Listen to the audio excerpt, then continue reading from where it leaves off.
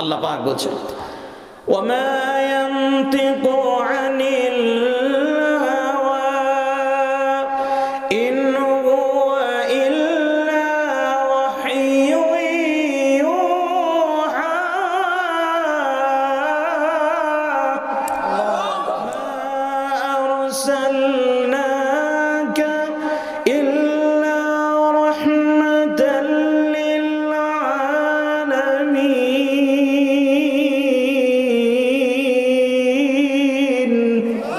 আল্লাহু আকবার।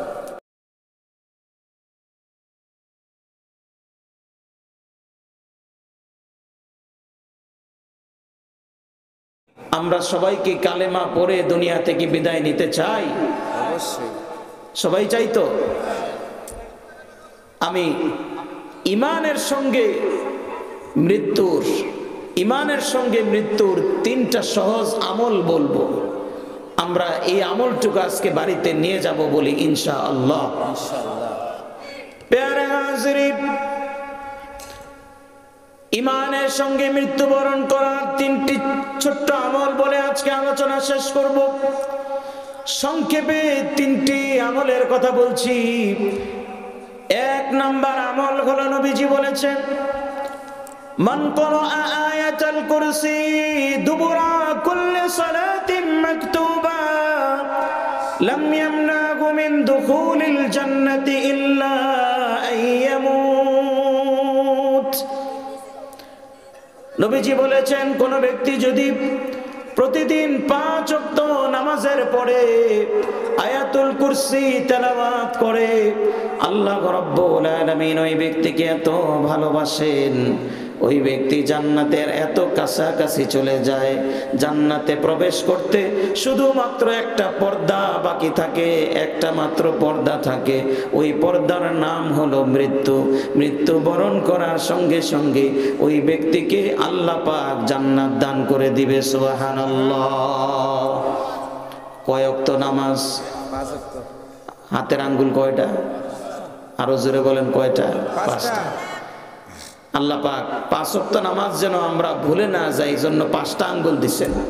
হাতের আঙ্গুল 5টা, ডান হাতের আঙ্গুল 5টা, বাম হাতের আঙ্গুল 5টা, পায়ের আঙ্গুলও 5টা আল্লাহ পাক সহজ করে দিয়েছেন।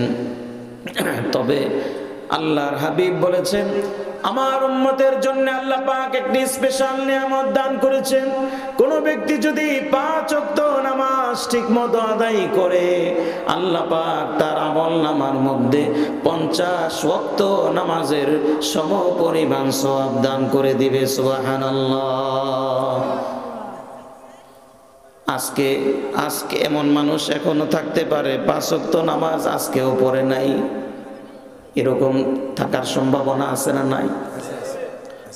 তবে আমি এখন বলবো না হাত তুলেন, তবে আমি বলবো আজকে থেকে তওবা করেন, নিয়ত করেন আল্লাহ যতদিন হায়াত দাও আর কোনোদিন নামাজ তরক করব না। কেননা বেনামাজির কবরের মধ্যে 99 হাত লম্বা সাপ ঢুকে পড়বে। 99 হাত লম্বা সাপ এক একটা বেনামাজির কবরে ঢুকবে।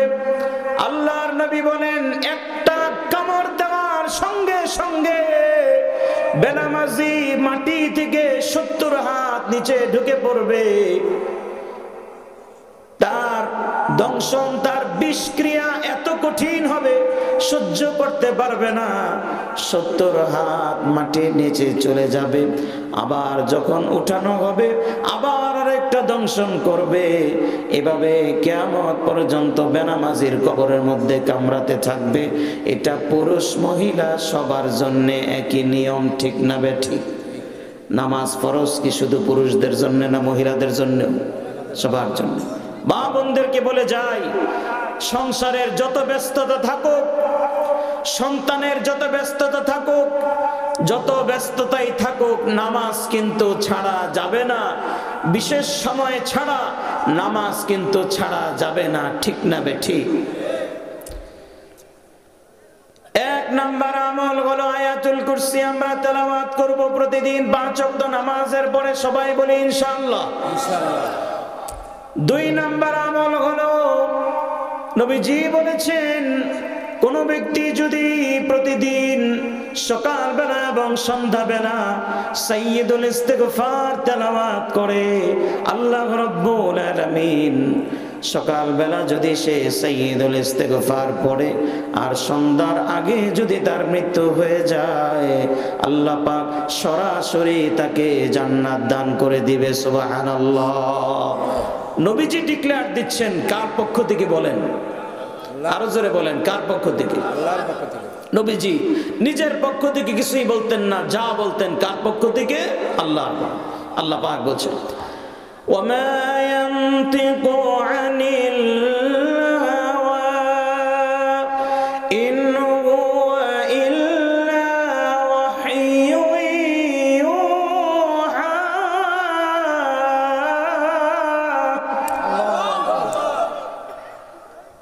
আল্লাহর পক্ষ থেকে নবীজি বলতেন।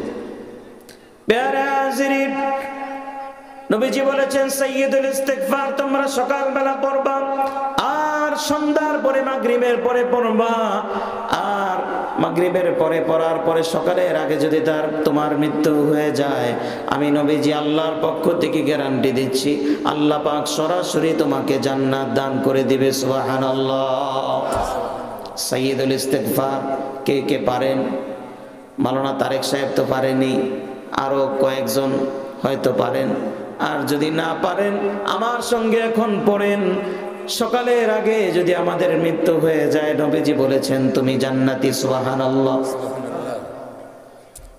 সবাই আমার সঙ্গে পড়েন আল্লাহুম্মা, জবান খুলে পড়েন আল্লাহুম্মা আল্লাহুম্মা আনতা রাব্বি আনতা রাব্বি লা ইলাহা লা ইলাহা ইল্লা আনতা ইল্লা আনতা খলাকতানি খালাকতানি ওয়া আনা আবদুকা ওয়া আনা আবদুকা ওয়া আনা আলা আহদিকা আহদিকা ওয়া ওয়া'দিকা ওয়া'দিকা মাস্তাতা'তু মাস্তাতা'তু ওয়া আউযু বিকা মিন শাররি মা সানা'তু মিন শাররিকা সালাতু ওয়া আবু'ু লাকা আবু লাক বিনি'মাতিকা বিনি'মাতি আলাইয়া আলাইয়া ওয়া আবু'ু বিযামবি ওয়া আলুমি বিযান ফাগফির লি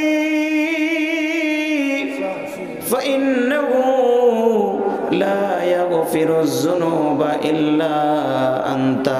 সবাই একবার বলি আল্লাহু আকবার। রাহমাতুল লিল আলামিন আমাদেরকে এই দোয়া শিখিয়েছেন, কেননা তিনি রাহমাতুল লিল আলামিন। উম্মতকে সহজে কিভাবে মাফ নেওয়া যায়, উম্মতকে কিভাবে সহজে জান্নাতি বানানো যায়, সব সময় তিনি আমাদের জন্য এই ফিকির করেছেন। কেননা আল্লাহ পাক রাহমাতুল লিল আলামিন সম্পর্কে বলছেন ওয়ামা আরসালনাকা ইল্লা রাহমাতাল লিল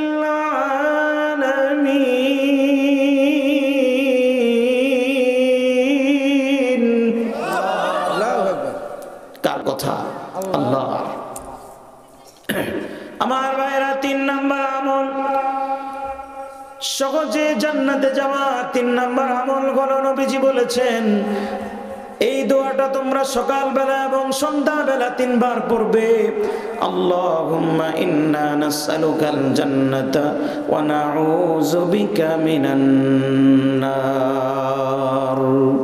3 বার যদি এই দোয়া কেউ পড়ে ওই ব্যক্তির জন্য স্বয়ং জান্নাত আল্লাহর কাছে দোয়া করতে থাকে সুবহানাল্লাহ। জান্নাত দোয়া করে আর বলে আল্লাহ আল্লাহুম্মা আদখিলহুল জান্নাহ, আয় আল্লাহ তুমি তোমার এই বান্দাকে maaf করে দাও, তুমি তাকে জান্নাতি বানায় দাও। জাহান্নাম বলতে থাকে আল্লাহ তুমি তাকে maaf করে দিয়ে জাহান্নাম থেকে মুক্তি দিয়ে দাও। আল্লাহ পাক জান্নাত এবং জাহান্নামের সুপারিশকে কবুল করে ওই বান্দাকে আল্লাহ পাক maaf করে দেন সুবহানাল্লাহ। এই দোয়াটা আমরা সবাই পড়ব বলি ইনশাআল্লাহ। আরেকবার সবাই আমার সঙ্গে পড়েন আল্লাহুম্মা ইন্না নাসআলুকাল জান্নাতা ওয়া নাউযু বিকা মিনান নার। কয়টা আমলের কথা বললাম? 3টা। জোরে বলেন কয়টা? 3টা আঙ্গুল দেখায় বলেন কয়টা? 3টা। এক নাম্বার হলো আয়াতুল কুরসি, 2 নাম্বার হলো সাইয়্যিদুল ইস্তিগফার, 3 নাম্বার হলো আল্লাহুম্মা ইন্না নাসআলুকাল জান্নাতা ওয়া আউযু বিকা মিনান নার। এই 3টা আমল সারা জীবন আমরা করব, যাতে করে আল্লাহ পাক আমাদেরকে ঈমানের সঙ্গে মৃত্যু দান করেন। সবাই বলি আমিন।